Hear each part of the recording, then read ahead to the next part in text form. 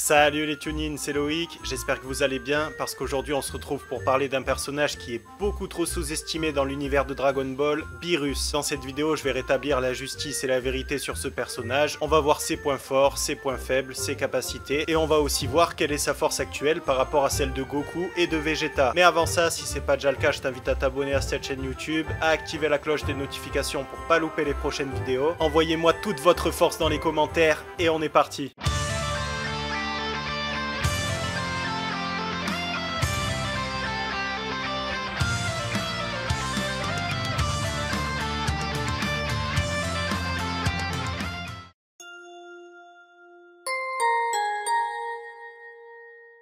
Beerus, c'est le dieu de la destruction, l'Akaishin de l'univers 7. Dans Dragon Ball, il existait à la base 18 univers, puis Zeno a pété son câble et il en a détruit 6. Chacun des 12 univers restants est régi par un dieu de la destruction, dont le rôle va être de détruire des planètes afin de maintenir l'équilibre de l'univers. Et dans ce sens, on peut dire que Beerus est vraiment un mauvais Akaishin. Il va détruire des planètes par pur égoïsme, sans se soucier de savoir si elles sont importantes pour l'univers ou pas. La plupart du temps, il ne pense qu'à manger et il peut dormir pendant des dizaines d'années. Et c'est à cause de ça et de l'animé que énormément de personnes vont sous-estimer Beerus. En fait, je crois que certains ont cru que Beerus c'était Garfield. Ils se sont dit que c'était juste un gros matou qui mange et qui dort et qui est très vite dépassé par les événements. Et c'est sûr que si tu te fies uniquement à l'animé, t'as l'impression que c'est le cas. Beerus qui a l'air complètement dépassé quand Goku éveille l'Ultra Instinct contre Jiren, Beerus qui dit qu'il a dû utiliser toute sa puissance contre Goku en Super Saiyan God, etc. etc. A noter aussi que dans le film Battle of God, Whis nous dit que Beerus a utilisé 70% de sa force contre Goku. Mais crois-moi, même 70% de sa force, c'est clairement exagéré, et je vais t'expliquer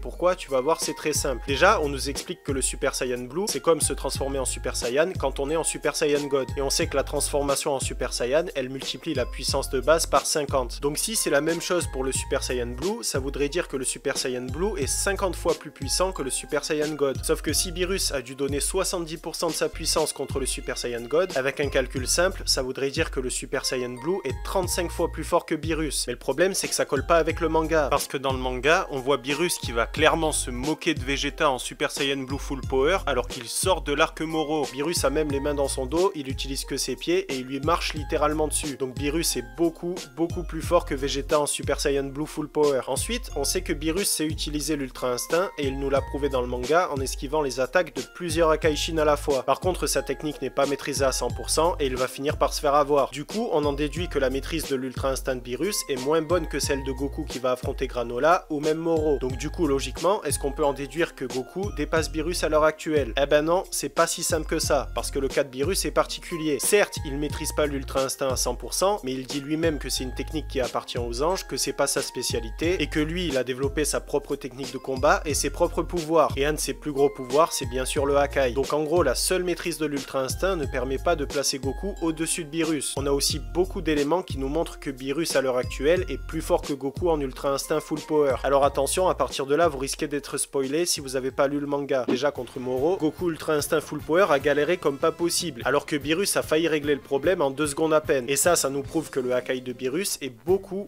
plus puissant que l'Ultra Instinct de Goku. Par la suite, Granola va demander à Shenron de devenir le plus fort de son univers, et Shenron va accepter sa demande en lui disant qu'il va faire de lui l'être le plus fort de l'univers, excepté les dieux eux-mêmes. Donc par Shenron, on comprend que Beerus à l'heure actuelle est plus fort que Granola, qui lui-même est plus fort que Goku. Et on sait aussi que Vegeta en Ultra Ego a plus ou moins la même puissance que Granola. Du coup, vu que Beerus est supérieur à Granola, il est aussi supérieur à Vegeta en Ultra Ego et Goku en Ultra Instinct. Par contre, l'écart entre eux devient de plus en plus petit et je pense que très bientôt il va se faire dépasser.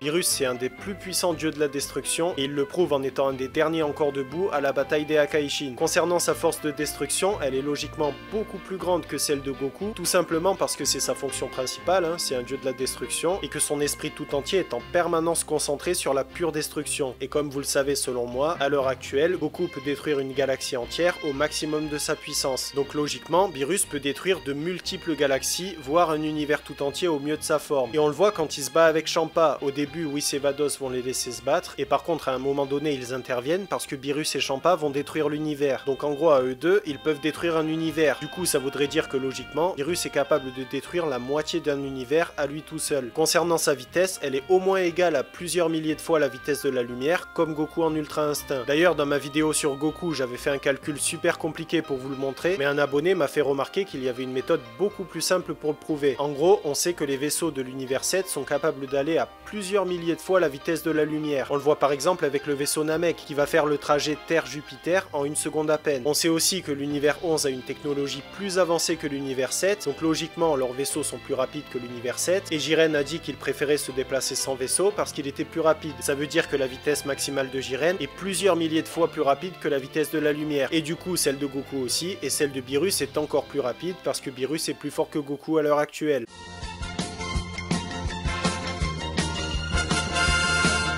Après, c'est pas pour autant que Beerus est parfait, au contraire, il a beaucoup de défauts. Déjà, il est très feignant, il va passer beaucoup plus de temps à dormir et à manger qu'à s'entraîner. Ensuite, on sait qu'il est pas capable de tuer des immortels, et c'est lui-même qui le dit. Et surtout, son plus gros point faible, c'est que sa vie est directement liée à la vie de Kaioshin. En gros, si tu es capable de tuer Kaioshin, qui est beaucoup plus faible que Beerus, eh ben Beerus meurt aussi. Et c'est d'ailleurs la technique qu'a utilisé Zamasu pour pouvoir se débarrasser de tous les dieux de la destruction très facilement. 本当になんてやつだ。あれこそが完全なる身勝手の極意。Et voilà pour cette vidéo, j'espère qu'elle vous a plu. Si c'est le cas et que vous voulez me soutenir comme d'hab, pensez à la liker et à vous abonner. Dites-moi en commentaire quel est votre personnage préféré de Dragon Ball. Et de mon côté, je vous dis à très vite pour une nouvelle vidéo, un nouveau manga. Et en attendant que la force vous anime les tune-in,